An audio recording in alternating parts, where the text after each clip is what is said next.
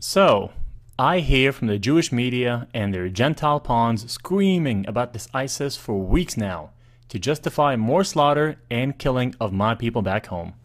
Do you think Arabs use acronyms? And when was the last time you ever saw Arabs using acronyms in anything they market or sell? Why would they use English acronyms when they are trying to appeal to constituents that mostly do not speak any English in Arab land? And how fitting that those acronyms are catchy, easy to remember, like I.S.I.S, to be marketed to the blind sheep of the United States. So where does this I.S.I.S acronym come from, and what intelligence agency actually uses that acronym I.S.I.S, you ask? Wait, hold on. You mean to tell me a Jewish intelligence agency, Mossad, uses the acronym I.S.I.S its whole entire life? What? Hold on. Seriously. Well, have a listen for yourself.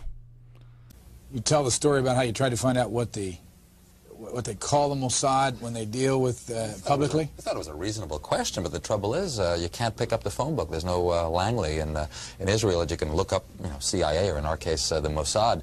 We thought we should ask, what shall we call it in English? You can translate the Hebrew words, as I said, Mossad is institute, but when they write a letter to their friends in the CIA or the British intelligence, what do they call themselves? It took a while. It was a matter of asking the Prime Minister's spokesman. The best you could do, because officially the Mossad is under the Prime Minister's office.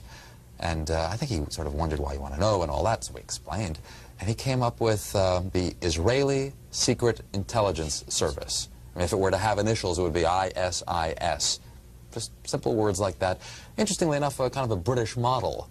The British don't really like the names MI5 and MI6 for... Did you get that? ISIS. I.S.I.S. Israeli Secret Intelligence Service.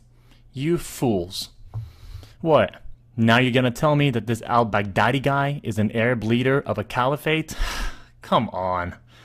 I'm sorry, but just sit down and shut your mouth, because you already know where I'm going to go with this. Yes, he is Jewish, and his name is Simon Elliott. Edward Snowden has already released documents proving that, and a French newspaper has already reported on this. But your Jewish masters in the US, especially your terrorist senator John McCain, will not allow it to be publicized. And here is the same Jewish terrorist, Simon Elliott, masquerading as a leader of the Islamic Caliphate. And here he is hanging out with your Senator John McCain, orchestrating and funding the new terrorist group. This is all nothing but a charade. And do not think for a minute this is just an isolated incident. They have been doing this for a long time. It is time to round up and arrest the majority of U.S. congressmen, senators, politicians, bankers, Wall Street executives, and corporate leaders, because they are all guilty of treason. And in this next clip, I will show how the majority of the quote-unquote Muslim terrorist leaders are actually Jewish and are masquerading as leaders of some sort of radical group only to sell you the propaganda right here in the media in the United States. Adam Gadon, the so-called American Al-Qaeda who proclaimed himself the media maven, if you will, for Al-Qaeda, and was helping to produce a lot of these so-called Al-Qaeda videos that were all over the internet that made Al-Qaeda look really bad and made the Muslims look bad. Should you fail to comply in full, we will deem it sufficient justification to continue to fight and kill Americans.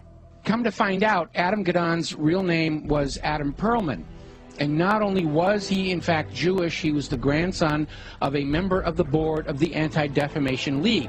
And if you've been following the history of the Anti-Defamation League, you will find out they've been very much involved in covertly supporting a lot of these so-called American Nazi movements. In fact, all the way back, just about the time of World War II, there was this scandal where the head of the American Nazi Party, which had a total membership of like 6, and yet they were getting all this press, was arrested for embezzling from his sponsors, which turned out to be the ADL, so that kind of blew up in their faces. So anyway, we have Adam Perlman, and he's been going around saying, I'm Al-Qaeda, see, I got a turban on my head, I'm a terrible Muslim. Gotta hate me, gotta be afraid of me, and of course everybody's laughing at him now because we all know who he is. Okay, so they have brought in the understudy, and there is a new American Al-Qaeda named Yusuf al-Khattab. Ooh, big scary name, and they've got a picture of him out there where he's holding all these guns and knives, and he's dressed up like a wannabe Rambo, and he's scowling at the camera, and he supposedly has this website with things in it, like pictures of the Statue of Liberty with an axe buried in the back of the head. I mean, very heavy-handed, very over-the-top. There was also a link to a puppet show mocking Danny Pearl's beheading. Take a look.